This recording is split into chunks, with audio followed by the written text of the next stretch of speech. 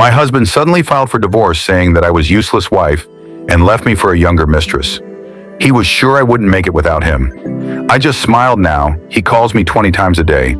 My husband James, of 15 years, handed me divorce papers yesterday, calling me a useless wife before telling me he's moving in with his mistress. He was so confident I'd fall apart without him. I'm still in shock, but I need to get this off my chest.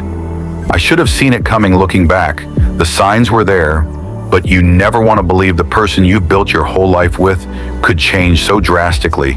Or maybe they were always like that, and you just didn't want to see it. It started with small things. James got really into fitness about 8 months ago, started going to F45 every morning at 5 a.m., bought all new clothes from Lululemon, and was constantly checking his Apple Watch stats. I was happy for him. We're not getting any younger, and health is important. He even got me a Peloton for Christmas, though. He made sure to remind me every week how much it cost and how I barely used it. Then came the late nights at work, the weird text he'd quickly hide. When I walked by the new cologne from Sephora that he got as a free sample, he started making comments about how I should put more effort into my appearance, suggesting I try those viral skincare products from TikTok or get Botox like everyone else. Mind you, I take care of myself just fine. I'm just not interested in dropping hundreds on La Mer creams or whatever's trending on Instagram. Yesterday, I was folding laundry when I found a receipt from Tiffany & Co. in his pocket. We're not rich, we shop at Target and drive a 2018 Honda. A Tiffany receipt set off major alarm bells. When I checked our joint account, I nearly had a heart attack. There were multiple withdrawals to an account I didn't recognize, and our savings had been slowly draining over the past 6 months. I waited until he got home, receipt in hand, instead of the usual excuses or gaslighting. I expected he just actually laughed. Then he went to his home office, came back with an envelope, and tossed it on our coffee table. I was going to wait until the weekend, but since you're being nosy, here you go, he said, smirking, like he just won something. My lawyer says it's a generous offer considering you've contributed basically nothing to this marriage. I sat there staring at the divorce papers while he continued talking about how his new girlfriend Aurora actually takes care of herself and has ambition. Apparently she's some fitness influencer. He met at F45. She has 50,000 followers on Instagram and is going places. Meanwhile, I'm just the wife who supported him through his early career, handled all our housework, and put my own ambitions on hold because he said his job should come first. The worst part, he's been planning this for months. He already has an apartment with her in one of those luxury complexes downtown, the Tiffany receipt, a promise ring. He actually used our joint savings to buy his mistress jewelry. Let's be realistic. He said you can barely work the Netflix app without my help. You'll be calling me within a week, begging to work things out. I'm actually doing you a favor, teaching you to finally grow up. I didn't cry, I didn't scream. I just sat there watching him pack his suitcase with all his expensive new clothes. He took his iPad, his gaming console, and even the good coffee maker left me with the cheap after he left. I opened my laptop and started going through our accounts. Found out he's been moving money around since January, discovered credit card statements for restaurants and hotels I never knew about. Even found a Venmo history that made me sick to my stomach. I called my sister Vivian and she came right over. We stayed up all night going through papers and making lists this morning. I called in sick to work and made an appointment with a divorce attorney. I also froze our joint credit cards. Something I learned was possible from a random TikTok video. Ironically, it's been 24 hours. My phone shows 23 missed calls from him. The first voicemail was angry. The second was threatening. By the 10th, he was practically begging me to talk about this rationally. First update. Thank you everyone for the support on my last post. Still trying to process everything. But some things have happened that I need to get off my chest. I've spent the last week staying at my sister Vivian's place. Been sleeping on her couch, actually.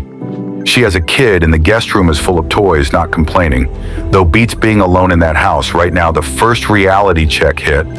When I tried to order something on Amazon, my card got declined for a $30 purchase, called the bank, and that's when things started unraveling. Turns out James had been moving money around, not huge amounts that would have caught my attention, but steady transfers of $200 to $300 every couple weeks, always labeled things like car maintenance or home repairs. Real basic stuff that I wouldn't question. looking at it. Now I feel kind of stupid. We've had separate accounts since we got married. His idea said it was more practical, but I trusted him with the joint savings. That's where most of my paychecks went, building our future. He called it. Yeah, right, found out he's been taking Aurora to all these fancy places, not super expensive, but definitely more than we usually spend, like that new fusion restaurant downtown, where appetizers are $15 each. Meanwhile, he'd complain when I'd spend $50 at Target get on household stuff. We actually needed the weird part. When I was going through our papers, amazing how much stuff you accumulate. In 15 years, I found receipts from places I've never been to. Small things, coffee shops near her apartment, movie tickets from dates I wasn't on. He wasn't even trying to hide them. Well, just stuck them in a drawer with all our other paperwork. Vivian's been helping me sort through everything. She works at a bank, so she knows what to look for. Classic financial abuse, she called it. Though that term feels too dramatic for what happened to me. I just feel dumb, like I should have noticed sooner. The most bizarre thing happened yesterday at Walmart. Was getting some basic stuff. Toothpaste, shampoo, ran into James's cousin Matto. Instead of being awkward, he actually helped me pick out a cheap printer for scanning documents. Told me James had done similar stuff to his high school girlfriend. Would have been nice to know that 15 years ago. But whatever James keeps calling, not as much as before, down to maybe 5 to 6 times a day, now the messages switched from angry to weirdly concerned. Just worried about you handling the bills, he texted yesterday, as if I haven't been paying my own phone bill this whole time. Aurora sent me a message on Facebook, nothing dramatic, just a "we should talk sometime," left her on read. What's there to talk about? She knew he was married. She's not some innocent victim here. I met with a divorce attorney yesterday. Nothing fancy, found her through a women's support group on Facebook. She seemed concerned about some of the financial stuff, especially when I showed her how he'd been moving money around. Said we need to act fast to prevent him from hiding more assets. The biggest shot came when I finally logged into our old shared email account. Found confirmation emails for a credit card I didn't know about. Not some high-limit card or anything, just a basic Capital One card with a $3,000 limit. But he'd been using it for months, mostly at restaurants and gas stations. Near her place, had to laugh when I saw charges from Planet Fitness on there. He'd been telling me he was going to that expensive Wow 45 gym, probably to impress her. Guess the fitness influencer girlfriend wasn't bringing in as much money as he pretended. Today I opened my own bank account, just a basic checking account. At Chase, the lady at the bank was super helpful, showed me how to use their app and everything. It's not rocket science, to what James always said. Oh, and I finally figured out why he always insisted on handling the Netflix account. Found out he had a separate profile set up that he'd watch with her. Real classy James, edit 1. Thanks for all the advice about freezing, credit already done. Turns out it's pretty simple. Edit 2, yes, I'm documenting everything. Have a folder on my phone full of screenshots. Edit 3, for everyone asking, no, I haven't responded to either of them, lawyer says, to keep it that way. Edit 4, some of you are suggesting I expose Aurora on social media. Not interested in drama, just want to get through this with my dignity. Intact. Second update. Quick update, because this week has been wild. Remember how James was so sure I'd fall apart without him? Well, karma had other plans. It started when I finally landed a job at a local company. Nothing fancy, basic customer service stuff. 16-hour. But here's the thing. The office is in the same building as one of James's biggest clients. You know, the ones he's always trying to impress? I didn't plan this. Just saw the job on Indeed and applied first day at work. Guess who I run into in the elevator? James, wearing his important meeting suit, the one he maxed out our Nordstrom card for, with Aurora trailing behind him like a lost puppy. His face when he saw me in work clothes, carrying my new laptop bag. Priceless Aurora just stood there awkwardly, probably wondering why her successful boyfriend suddenly looked like he'd seen a ghost. But here's where it gets good. Remember how James always handled our finances because I was too scattered to understand them? Turns out my new manager, Matthew, actually likes how detail-oriented I am, asked me to help organize some spreadsheets for the office while I was learning Excel. Thanks YouTube tutorials, I started applying those same skills to organizing all the evidence of James's financial shenanigans. The best part, I didn't have to do anything dramatic, just handed over my neatly organized folders of bank statements. credit card bills and screenshots to my divorce attorney. She actually smiled when she saw how thorough I'd been. "This is perfect," she said. "We won't even need to hire a forensic accountant." James found out about this during our first mediation meeting. He showed up all confident, probably expecting me to be a mess. Instead, he walked into a room where I had printed copies of every shady transaction he'd made in the last year, including the charges from hotels near Aurora's apartment that he claimed were business meetings his face when the mediator started going through the evidence. Better than any revenge I could have planned. But wait, it gets better. Remember that Peloton he bought me for Christmas? The one he said I never used. I finally logged into the account last week. Guess what? I found workout history showing him and Aurora using it together at our house on days when I was visiting my sister. Yeah, in our house, I mentioned this casually during media, just slid the printed activity log across the table. James actually stuttered trying to explain that one. The real karma hit when Aurora finally realized James isn't as wealthy as he pretended to be. Apparently she found out he's still paying off that Tiffany promise ring, which by the way wasn't even from the actual Tiffany store. Found the receipt. It's from one of those look-alike websites. How do I know this? Well, Aurora did something interesting. She messaged me on Instagram, but instead of the usual, "We need to talk" drama, she sent screenshots, lots of screenshots, messages where James promised to buy her a car. With what money, dude? Conversations about moving into a luxury apartment that he definitely can't afford. Even some choice comments about me that, well, let's just say they're going to be interesting additions to our divorce proceedings. "I thought you should see who he really is." She wrote, "I'm done being part of his lies." I didn't respond, just forwarded everything to my attorney. Professional revenge is so much better than drama. The cherry on top, James's mom called me yesterday. Turns out she's been watching this whole thing unfold in our small town's gossip circle. She apologized for Ina in his behavior all these years, and then dropped a bombshell. James got fired from his job, not because of me. Apparently he'd been inflating his expense reports for months. All those fancy dates with Aurora, he was charging them to his company card. I'm not going to lie. Part of me wanted to post all this on Facebook, share the screenshots, make him feel as humiliated as I did when he called me useless. But you know what? I didn't have to. He's doing a perfect job of destroying his own reputation all by himself. Instead, I focused on making my new little studio apartment feel like home. Bought some plants from Home Depot. They're still alive. Figured out how to mount a TV by myself. YouTube is amazing, and even started learning to cook properly. Turns out I'm not actually hopeless in the kitchen. Like James always said, the best revenge when he created yet another new Instagram account. To message me, I didn't even feel angry, just marked it as spam and went back to watching my YouTube cooking tutorial, third update. Remember how I mentioned James got fired for expense report fraud? That was just the beginning. It started last Tuesday when I was getting coffee at Starbucks before work. I overheard two at the next table talking about someone who got caught charging personal expenses to company accounts. Didn't think much of it until I heard James's name. Turns out he hadn't just been charging those dates with Aurora to his company card. He'd been running the scheme at his last 3 jobs. How do I know? Because Aurora, of all people, started talking, and not just to me. To everyone. See, after James got fired, he couldn't keep up with all the promises he'd made to her. No more fancy dinners at Cheesecake Factory. No more shopping spree at Lululemon. No more weekend trips to nearby cities.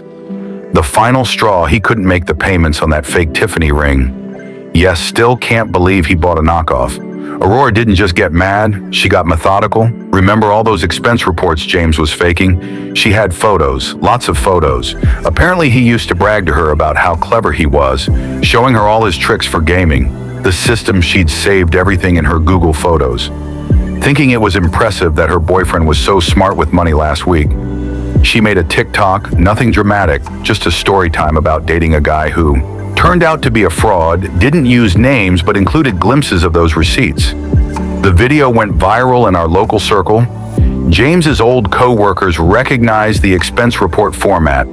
Meanwhile, I had my own little victory. Remember that joint Amazon account he kept trying to get back into? I found out he'd been using it to buy gifts for Aurora while we were still together. So I did something petty, but satisfying. I returned everything that was still within the return window. The money went back to my card since I was the original purchaser. The best part, he didn't even notice until Amazon sent him those rat tea purchase emails. By then, all the stuff he'd bought Aurora was back in Amazon's warehouse, and the refunds had already cleared. But here's where it gets really good yesterday. I was at Target picking up some storage bins, trying to organize my new place, when I ran into James's sister Katie. Instead of being awkward, she actually hugged me and spilled some tea. James had been borrowing money from their parents, claiming it was for investment opportunities. Turns out he was using it to maintain his fake lifestyle with Aurora. His parents found out about this during a family dinner last weekend. How because Aurora's TikTok had made its way to his mom's Facebook feed, there was apparently a huge scene at Olive Garden of all places. James's dad was so angry, he actually took back the spare key to their house.